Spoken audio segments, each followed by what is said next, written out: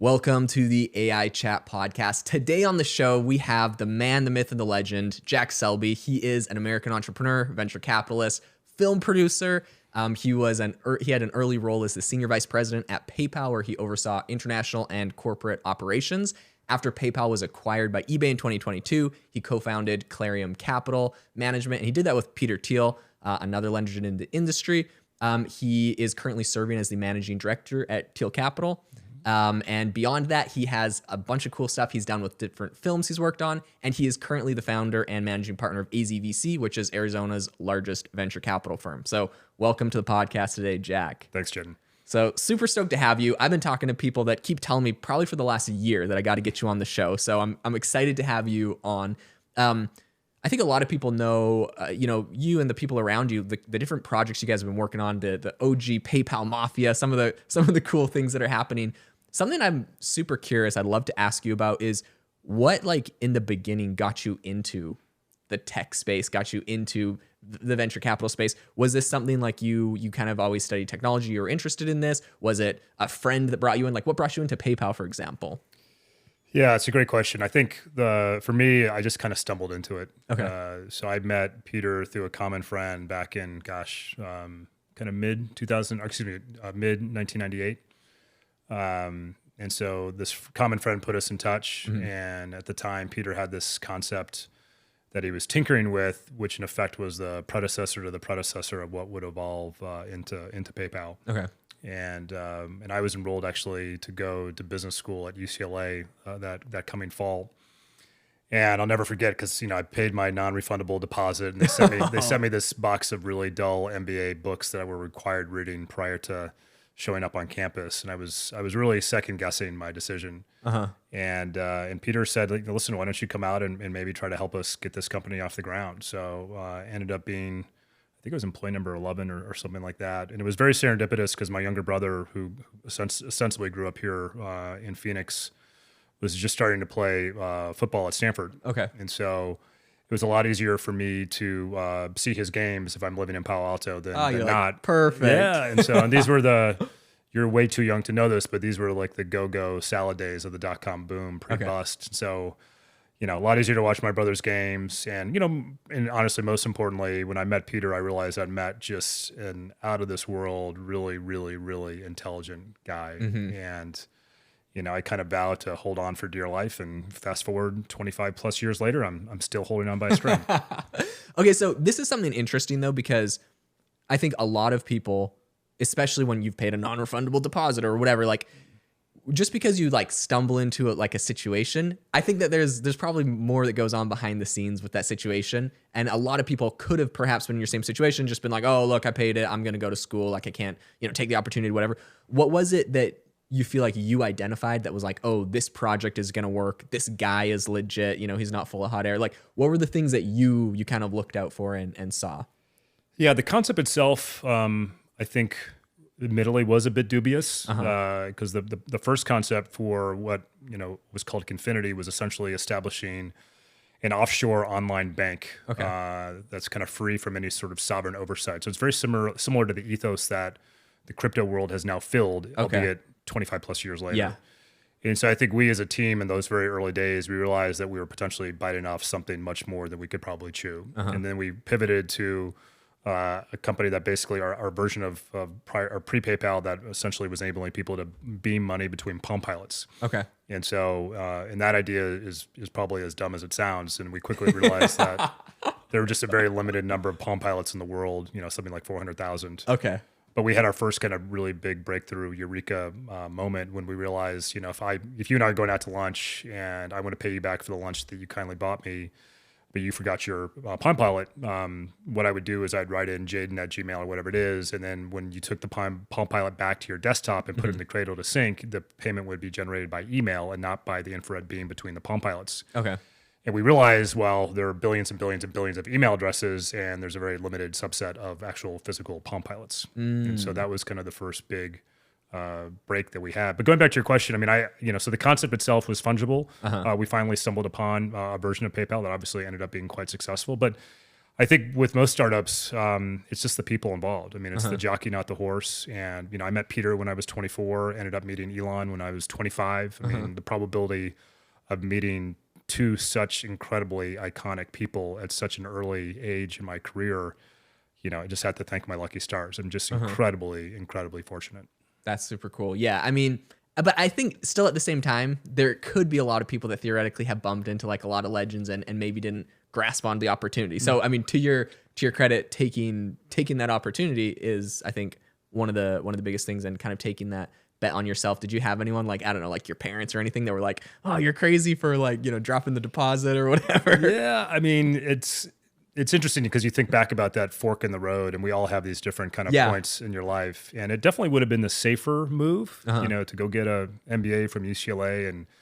But if you think about it, I would have graduated, I would have come out of school in 2001, which was a horrible job market because the economy was in the tank. And so I would have graduated with undoubtedly a very significant amount of student debt. I would have been coming into the job market with just really difficult job prospects, I would guess. And so again, I met a really smart guy in Peter, and then the other guys that he had assembled in those early days were just rock stars. And so I just felt really privileged to be part of the group, and kind of the rest is history. That's amazing. Okay, I'm going to jump back and forth into a bunch of different things that you've done. So hopefully the timeline's not too all over the place. I feel like, especially like at a young age, you meet some legends, they're building really impressive teams, right? I think teams is kind of what makes these projects ultimately successful. What are some principles you feel like from your career, maybe from them, from other people, whatever, throughout your career, what are some lessons you've taken to building successful teams today? Because I know you're doing some amazing things with like film, you're doing some amazing things with AZVC, like you have a whole bunch of projects, you're running different firms and stuff. Like, what do you do today that maybe you learned from the past about building those teams around? Because obviously you're not the guy that has to do everything. You need to build a solid team. Yeah, I think one of my most valuable takeaways from the PayPal experience, and I learned this from Peter, is that Peter hired a lot of just exceptional people. My joke is that if I ever write a book, the title of the book will be The Dumbest Guy in the Room, and the byline will be The Trick is Getting in the Room. But I literally felt so fortunate to be around so many really smart people. But what I think one of the things that Peter did in additional to being a great hiring manager is that he was very good at delegating. And so I ran the corporate and the international operations. And by corporate operations, basically that was a euphemism for the fundraising. And so Peter basically carved that off his plate because, as a startup person, A full-time job. it is an outrageously full-time job. Yeah. It's outrageously important. And if you screw it up, it's an existential threat to your existence. Yeah. So if you can, because very, very, very infrequently does a world-class CEO also have the ability to wear equally as well the hat that is a very good fundraiser, just for whatever it's worth. And so I think Peter realized that by putting off his plate as much as possible, to me, was a great way to kind of delegate and kind of multiply his time. So this is my answer to your question, is that how do you figure out how to multiply your time? Because time is our most valuable resource. Nothing profound, but it's true. Yeah. And so I see it with my various activities today. So, we run the largest venture capital fund here in Arizona. So how am I able to do that with all the different things I have? I have literally my best friend, Jason Pressman, helps me run this fund. Like he's a Sand Hill Road legendary VC guy who was probably going to retire, managed to convince him not to retire and help me run this fund. In. Yeah, and then he's helped build out this amazing team. I mean, my joke is that, semi-joke is that, I put my own money in the fund. I don't take a salary. And the good news, quote unquote, with that is that we get to have a much larger team than we would otherwise. Like if I was paying myself, $500,000 a year, the team would be a lot smaller. But because we didn't structure it that way, Jason is able to build out this team that I'm still obviously very much a part of, but it's a multiplier of my time. Now, a similar thing, you mentioned film. Like we have this, relatively small independent film production company called High Frequency Entertainment. And I've known my two business partners literally since grade school. And so we just wrapped a film last week in Charlotte, and my two guys were literally alternating on set back and forth for the better half of the entire 6-week shoot. And I showed up a couple times just to kind of check in and see how things were going. But they're if you can find people that you trust implicitly that are super competent, hold on to those people for dear life, because that will enable you to multiply your time. And again, time is the most valuable resource. So how do you make more of it? Because it's a very scarce resource. I love that. That is such a profound take. When it comes to when it comes to multiplying your time and when it comes to doing these other projects, I guess what other advice would you give people? Maybe in the nitty gritty beyond like delegation, like what are the types of things? I know before the show you were talking about how you fly a lot and you kind of like work in transit. Like what are some of the things that you do to multiply time? I think for a lot of the founders, investors listening, this is. Yeah, so I find myself on an airplane probably not every other day, but probably pretty close. And it's probably just a function of my upbringing. My dad was a Mad Men era advertiser. Okay. And so the reason why that's relevant to your question is that the way that job worked is you'd either get fired or promoted every couple of years. Okay. And so my dad got a little bit of both. And we moved 7 different times during my childhood. And so it was almost like this iterant army brat-esque upbringing. So I was just used to not being in one place for a prolonged period of time, which, you know, you meet people that grew up in some little town in Kansas their entire life, and, you know, that's where they continue the rest of their life, and that's great. That's a model for some people that works. But for me, I was just used to kind of being on the go and on the road, so to speak. So, you know, from managing the international stuff at PayPal, I was on a plane all the time. We had offices all over the world. To fast forward to today, I've been very fortunate to have a network of business relationships, personal relationships that are kind of all over the world. And I cherish that. And coming back to your question in terms of how to kind of most efficiently use your time, you know, if I'm on a 17-hour flight from LA to Dubai, that's like a study hall. I mean, I literally get to do a ton of work, catch up on reading a couple books, maybe read a script, maybe watch one of our films, take a nap, and rinse, wash, repeat, and do it all over again. Because 17-hour flight affords that. So, you know, and there are worse things than flying on Emirates, so it's not the end of the world. That's true. Emirates is a great airline. Yeah. Okay, so talk to me about the film side of this. And I think this kind of goes to like a broader like question or concept of having like a lot of different interests. I mean, I think we see like a lot of really great minds that do tend to get like pulled into a lot of different interests. I mean, you think of Elon with like 7 different companies that are all like all over the place. There's a lot of players kind of doing this thing. You see it with VC obviously because you're looking at a lot of different things. Do you think, for example, having like a venture fund and, you know, working with Peter Thiel on his fund and then doing like film and like having like, I don't know, different things that are kind of in different areas, do you feel like that's like a distraction, or do you think that like enhances all of them together? Do you know what I mean? Like some people say like, oh, should I just focus on one thing and this is just my one thing? Yeah, I mean, what's the expression? A jack of too many trades or something akin to that. And so, no pun intended. So I am very wary of being spread too thin. And I do feel at times, you know, I'm spinning a lot of plates. But I also try to step back and think about it, you know, making sure I am not being spread too thin. And so with respect to the film activity, I really enjoyed. I didn't grow up necessarily as a huge film buff. I kind of stumbled into it. I went to a small liberal arts college in upstate New York and ended up overlapping with a guy who ended up, you know, becoming a true legend in the film business. He started Legendary Pictures. And so he was the one that kind of got me in to the business. And then I reconnected with these 2 guys that I literally grew up with in Dallas, and I've known literally since grade school. And so, again, the way I think about it is, you know, film, just like any kind of art, not to be corny about it, but it is art. Yeah, it's totally. it's like exercising a very different muscle in your brain. So like the tech stuff, the finance stuff, that's great. It pays all the bills and then some.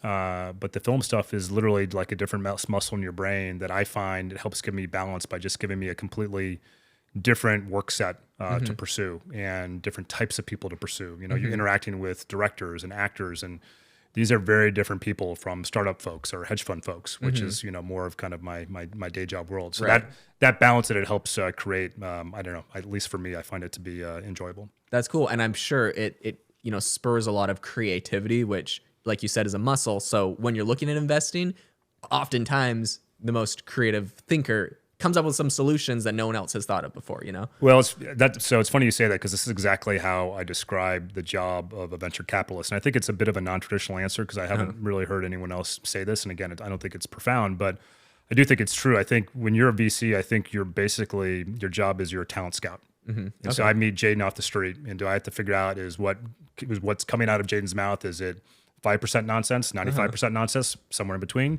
I don't know. But if you do it long enough, you kind of get this innate gut sense or skill to be able to identify, is Jaden legit or not? And so in Hollywood circles, you certainly have to deal with that all day long, because you can bump into someone off the street who claims to be a producer. And again, you have no idea which end of that spectrum that person may be. And then as a VC, what you're literally doing is you're trying to identify who is, the rock star entrepreneur jockeying out the horse that wants to run through brick walls. And you can't, that's not a formula. You can't learn that at Stanford or UCLA Business School. That's something you just have to kind of learn through repetition of meeting a lot of young entrepreneurs in terms of who seems like they may be real and who seems maybe not. Interesting. Yeah, that's such an interesting concept that it plays on venture capital, it plays on film. I mean, it's any industry, but the more that you're exercising that muscle, like you mentioned, like the better you're getting. So if you're doing it here, it's going to help you on the other side. It transfers, I think, back and forth between the two different industries. That's really interesting. I want to get into some of the more of the film stuff you're doing because that's so fascinating. But one thing that I think a lot of people wonder about you, and maybe it was even like controversial at the time or something, you're like, oh no, what is this? No, it's the fact that you're in Arizona and not in California or something. I think I've seen some articles of, Jack Selby moves from California to Arizona and he's going to do this thing. You're from here originally, correct? Well, it depends on how you define that question, but my dad moved us here as a family in the middle of my senior year of high school. I refused to move because I was done moving so many times. So I stayed with a good friend and his family to get through graduation. But my dad moved down here to take a job, and so my dad still lives here in Greater Phoenix. My younger brother, like I mentioned, ostensibly grew up here.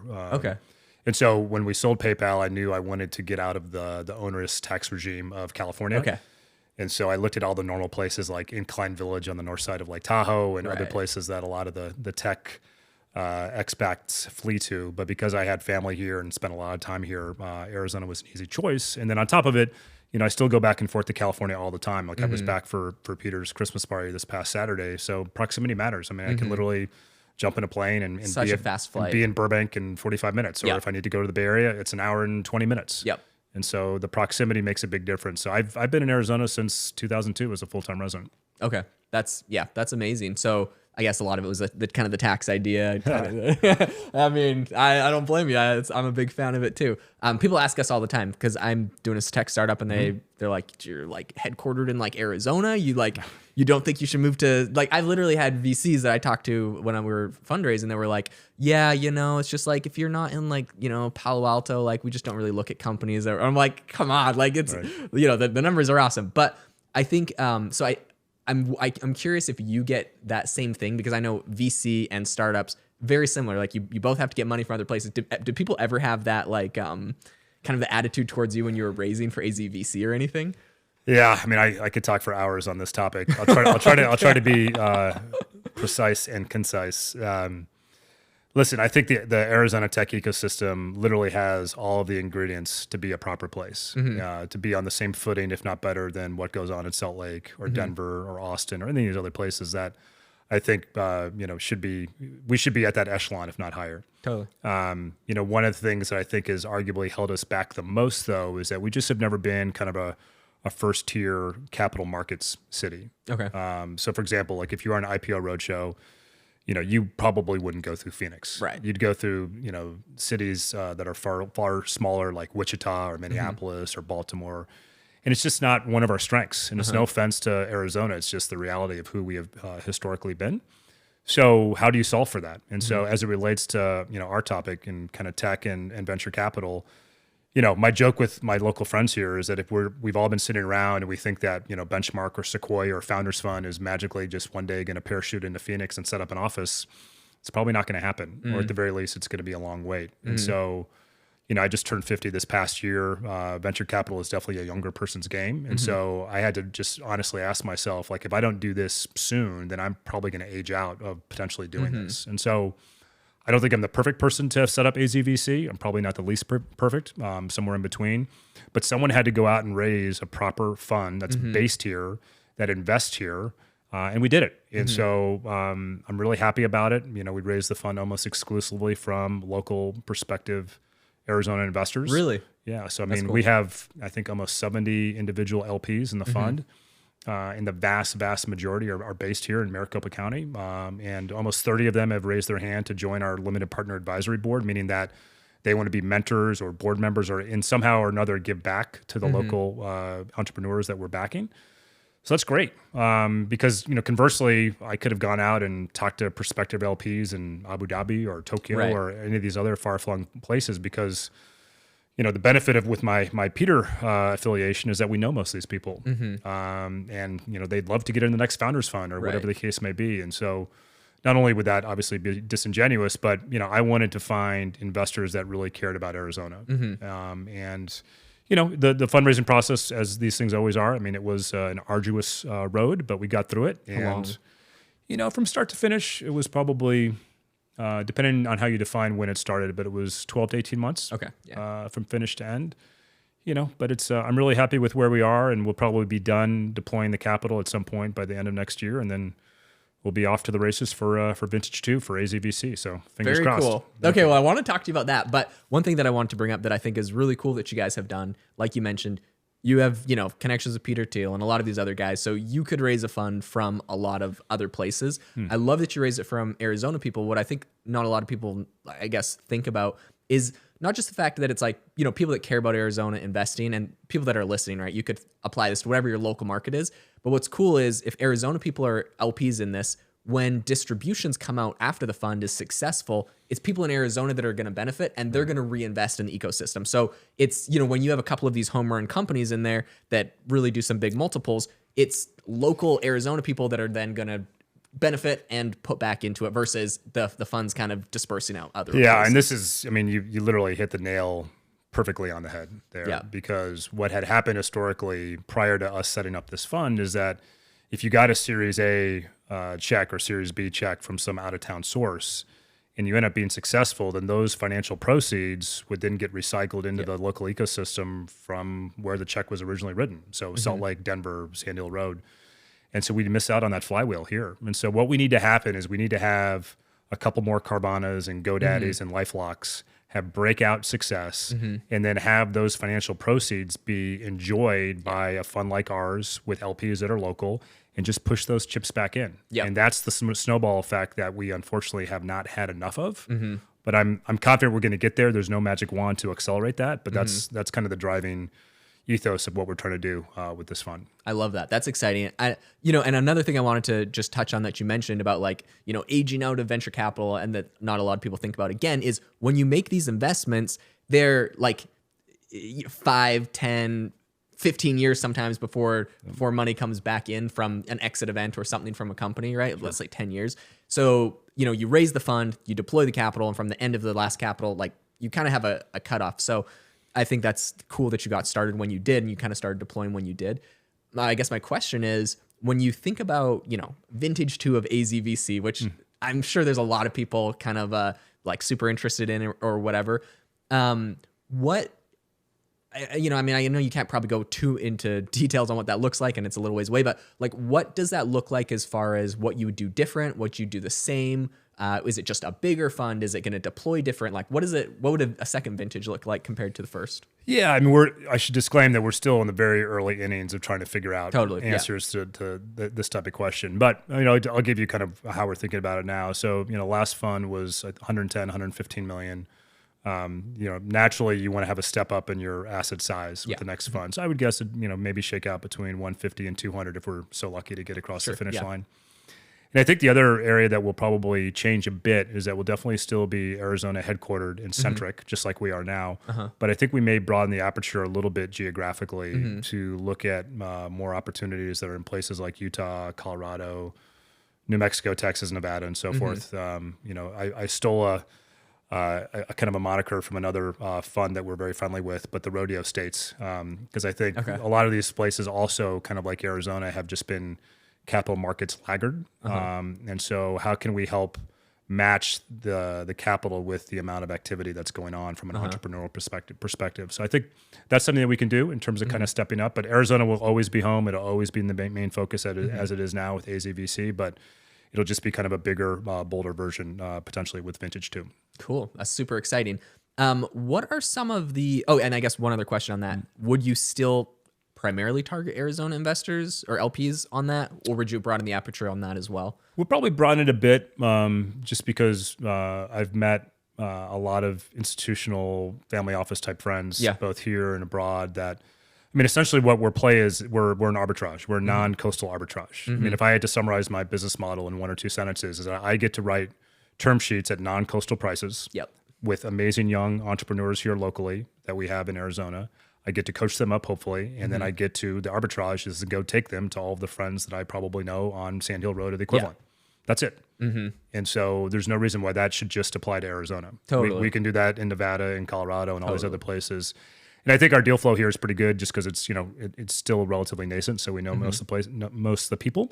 But again, we can still apply that to some of these other adjacent states that are maybe still suffering from somewhat of an undercapitalization with venture capital money.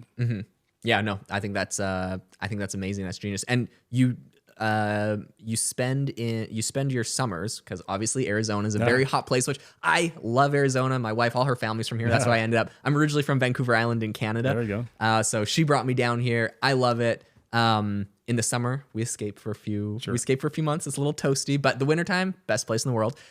You spend your summers, I believe, in Wyoming. Yeah. Yes. So would that be an area that you'd be focused on? Talk a little bit about Wyoming and why that is. Yeah, and Wyoming. I've been going up to Wyoming for the summer for almost the last decade. Love it up there. That's my happy place, and it's kind of a perfect fit because when it starts to warm up here, it finally starts to warm up, or when it finally starts to really warm up here, things becomes hospitable up. Okay, up in, so you got to make the swap. Yeah, exactly. So it's kind of a perfect calendar overlap, but.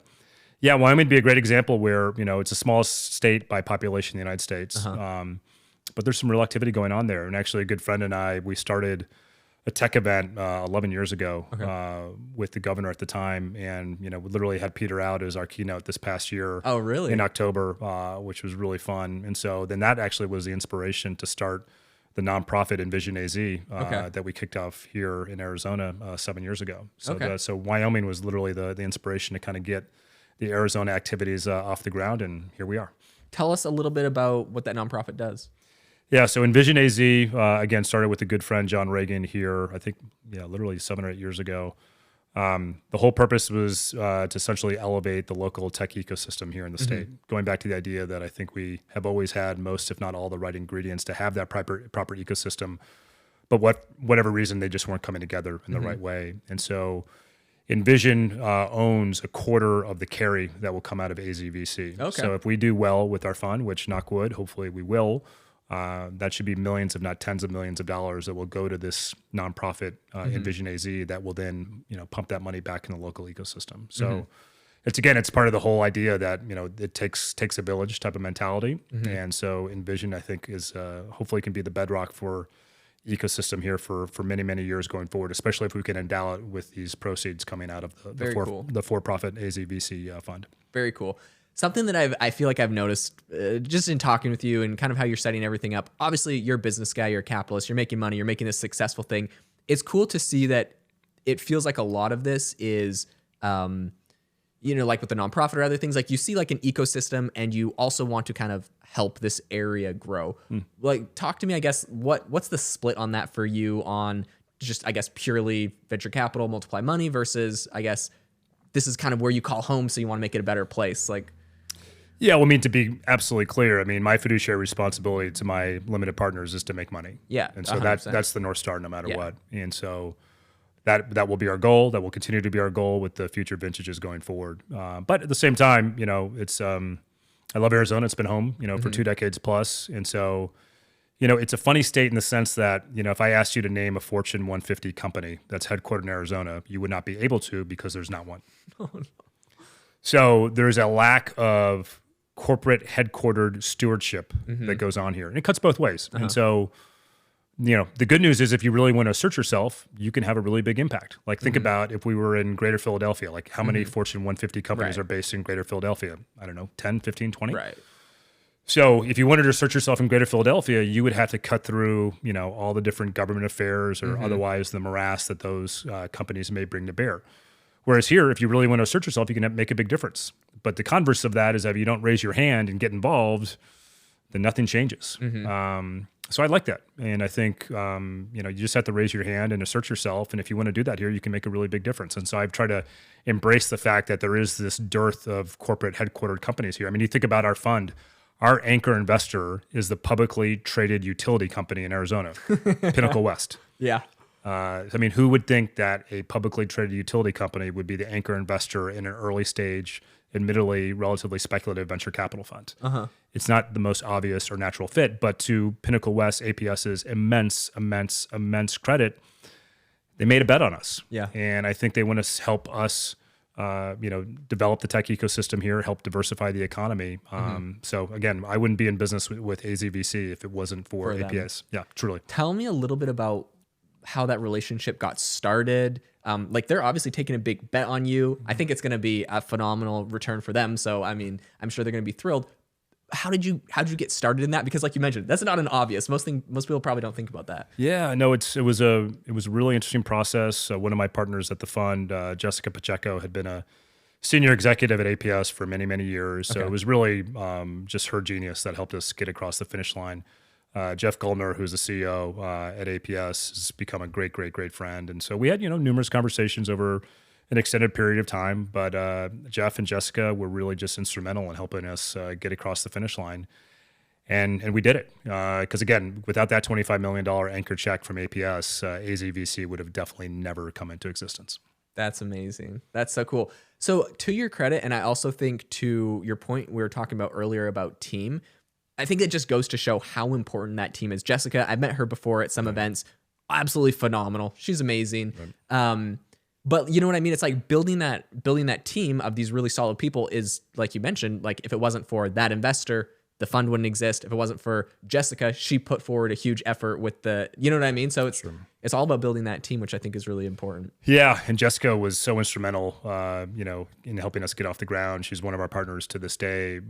She's, on the board of regents. She's incredibly well connected here in the local Arizona community. So again, I feel so good about the team that we built out. And I feel really comfortable about where we are now and where we can take it going forward, like we talked about with Vintage 2 and further out. Tell me a little bit about, so we have a lot of kind of tech investors and entrepreneurs that listen to the show.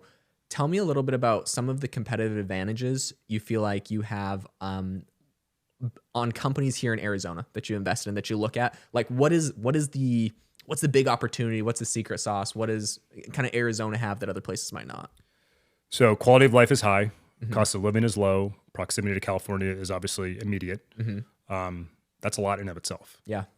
We have great universities here. ASU is amazing. GCU, U of A, the list goes on and on. What do we not have? Right. And really, it goes back to what we talked about earlier, is just we have not had our own kind of larger venture capital source of funding. And that was, in my opinion, that literally was the only thing that was holding it back. And, and the local entrepreneurs, to, I think, their credit, they were saying, listen, if we just had the capital, we could change the trajectory of where this ecosystem goes and just make it that much more steep and upward pointing. So now that we have that capital, I feel great about the deal flow that we see here. The vast majority of the investments that we've made are Arizona-based companies. And, we're kind of the only game in town. So it's because normally a VC has two jobs. They have to source deals and compete with deals. Right. All we really have to do is source deals. And so we get to write, again, term sheets that are at non-coastal, silly Palo Alto valuations. And if the entrepreneur doesn't like the term sheet, that's absolutely their prerogative. They can go fly to Sand Hill Road and get a term sheet from Sequoia. And if they succeed, then God bless them. God bless them. I love that. Okay. Tell me a little bit about, so the podcast is about, we talk a lot about what's emerging in tech and things that are happening in tech. Obviously a big theme and element that we've seen in the last couple of years has been AI and kind of some of the plays there. Based off of, I guess, some of the investments you guys are making and the deals that you're looking at, what are some of the areas in AI that you are most excited about or kind of most interested in, blowing past the hype that obviously is there, plenty of it in the market, but what are some areas that have you excited about AI? Sure. So I think private AI investing is almost non-investable. So I think it's better to just go buy stock in Google or Microsoft, Alibaba, the equivalent. Because the probability of you finding the next early stage Anthropic or OpenAI, especially coming from Phoenix, is zero. So to put it differently, is the next Anthropic or OpenAI going to come out of Maricopa County? No, it's not. And that's, with emphasis, it's something to be ashamed of. What I think, to put a positive spin on it, is that I'm pleasantly surprised by how ubiquitous the AI ingredient has already become in the recipes for almost every startup that we look at. Now, if AI is a missing ingredient in a recipe, that's not disqualifying, but the onus is on us to very much understand why it's not an ingredient in the recipe. Because one of the worst case scenarios is that if you make an investment in a startup that doesn't have AI in the recipe, and then 2 years down the road, a competitor comes along and figures out a way to bring that into the recipe, that's a problem. And that's somewhat of an unforgivable sin for me and my job from a fiduciary perspective. So I think, the AI world, in my opinion, is a bifurcated world. And so you have kind of the AI superpowers. So you have the big publicly traded companies, you have the Sam Altmans, the Anthropics, and so forth. And then you basically have everyone else. So why is it bifurcated? And I think the main reason it is that doesn't get talked about at least enough is that there's a scarcity of world-class AI researchers, computer scientists, engineers. So as an American, if you exclude China, that number is probably, I don't know, depends on how you obviously define it, but it's probably in the low thousands. Oof, yeah. So, and there are more of those people that live in Palo Alto than live in the state of Arizona, probably by orders of multitude. And there's nothing wrong with that. So just to be clear, but these people, because they're so scarce, they're really, really expensive. And so my startups in Arizona cannot afford these people, even if they did live here. Who can afford them? Google can afford them. Microsoft can afford them. Palantir can afford them. Alibaba can afford them. But the startup in a non-coastal ecosystem is not going to be able to afford them. So, but it's good in the sense that they will move the needle for all of us in terms of what they develop. Yeah. And then those ingredients will become more so in the recipes that we make here in Arizona and other places. So that's the positive spin on it. No, I love that. And I mean, I think it's definitely like an issue that relates to Arizona, but I also think it's an issue that relates to almost all local geographies that are not perhaps California, right? Like, there's Boston, there's Palo Alto. I mean, these are very select places. Yeah. And again, you think about like, what's the biggest tech outcome from Arizona ever? It's Carvana. What's Carvana? It's a used car marketplace. Yeah. That's great. It's a very, very valuable company that Ernie and the guys have built. Yeah. So let's build more Carvanas and not try to, pretend like we're going to build the next Anthropic, which we absolutely are not going to build. Yeah. It's definitely, I do like what you said though about making sure we're focusing on having AI or anything really that automates the process. It's orders of magnitude more efficient, cheaper, faster, better, whatever those ingredients are in any industry. And I think you do need to look at AI for like what the big players are building, implement it into your company that you have. That's right. Yeah, that's really interesting. What are some of the most interesting areas that AZVC is currently kind of looking at investing in? I mean, you have the thesis of like undervalued Arizona companies. Are there any areas in particular that you're excited about, that you're interested in? I think the ecosystem here is still sufficiently nascent that, because I get asked the question, what sectors, do you all have a lot of exposure to? And the honest answer is, we're sector agnostic, and the spread among the various sectors where we have exposure is quite broad. And that's not surprising because I honestly expected that. And so I think when the dust settles and we've fully deployed Fund 1, we can look back Monday morning quarterback and say, oh, we had 5 companies in sector A and 4 companies in sector B and so forth. But we don't have that benefit right now. And so, again, it's kind of a cop-out of an answer, but I think it's the honest truth, is that I'm just looking for rock star entrepreneurs. And I want them to be able to work their tails off and run through brick walls. And if I can wrap my little liberal arts brain around whatever they're doing, then we'll take a look. And I'm not dogmatic that it needs to be in sector A, B, or C. And who knows, maybe when we have Fund 2 up and ready or getting ready to launch, we can say, yeah, these are areas that I think Arizona has a real strength in. But in the meantime, while we're still sufficiently nascent, we're just trying to be as generalist as we possibly can. What are some, if you can talk about them, what are some investments, some plays, some entrepreneurs that you have met in the ecosystem here that you're particularly excited about, that are crushing it or that are doing well? So, of course, I love all of my children equally. Yeah. They're all amazing children. So I don't want to select one or another as being the special boy or girl of the bunch. Sure. That being said, I have one CEO who is just a stud. Like, I love investing or finding entrepreneurs that are former college athletes, as an example, and especially that played a sport that was not particularly revenue orientated. So no offense to football and basketball, but basically anything other than those two sports. So one of our CEOs played high level Division I water polo at a California school. And so, he's in the pool every morning while he was in college, in the pool for 3 or 4 hours every day. He's not doing it because he wants to date a cheerleader or, get an NIL, stipend or whatever it's called. He's just doing it because he wants to be he's competitive to the core. And so, and my brother wrestled at Stanford. And so, I'd hire every Stanford wrestler I could find because it means that, the kid's probably pretty smart. And it also means that the kid probably has an amazing, just relentless work ethic. So those are the types of folks I've been looking for. And we've been fortunate to find a handful. If I did have to single out one company, again, love all our children, but one of the companies that I like to, often acknowledge is a company called Blue Tail here, which is in the aviation tech space, if that's even a thing. Yeah. And essentially what they do, and I could literally explain it to you as if you were a second grader, but they take private aviation maintenance records, which have traditionally been handled by paper and pencil. They digitize them and they put them in the cloud. That's it. Simple. And these two guys that founded the company are the proper adults. They're a little bit older than me. They worked for Steve Jobs at Apple back in the day in Santa Clara. So they're proper people. They've been in Arizona now for a while. And they have this company that is just crushing it. And they want to have one big outcome for themselves before they retire and sail off in the sunset. And and this concept, which is so basic that I literally just explained to you in 2 sentences or less, this is not going to be something that the Stanford GSB kid is going to be falling over himself trying to find on Sand Hill Road. This is the polar opposite AI type of du jour type company, which as far as I'm concerned is perfect. That's super, super cool. I love it. Amazing call out. As we're wrapping up the podcast today, last thing I'd love to ask you about is, as people that are listening, perhaps interested in investing at or in looking at companies out there, what are some things that you think are important? You mentioned just the jockey, finding an entrepreneur that's solid. What do you think the key things to kind of determine, because you're kind of looking at a glass ball, some would say, like you kind of have to make some predictions. What are the key things you're looking at to predict success in a company? So I'll come back to the college athlete example. So I have I don't know if I'd say a strong, but I have an aversion towards first-time entrepreneurs.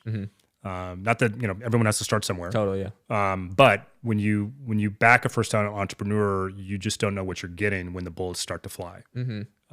Because some people, when the bullets start to fly, panic and walk off the battlefield with the white flag held high. And you just can't have that as a VC backing a young entrepreneur. So what can you do to try to identify as a proxy for someone who doesn't have a track record as an entrepreneur that could be a proxy for what that medal may be? And that's why, the example of a, Division I collegiate water polo player, that guy, had been playing water polo all his life just because he wants to win.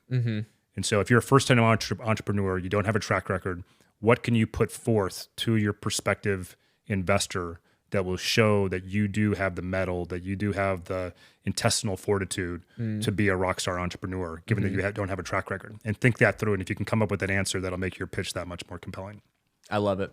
Jack, thank you so much for coming on the show, sharing your insights. This has been awesome hearing from you. Really excited to hear about Vintage 2 when it's coming out. We'll get you back on the show to talk about exciting stuff when it comes out. And also, big congratulations on the new film. Wrapped up filming on it.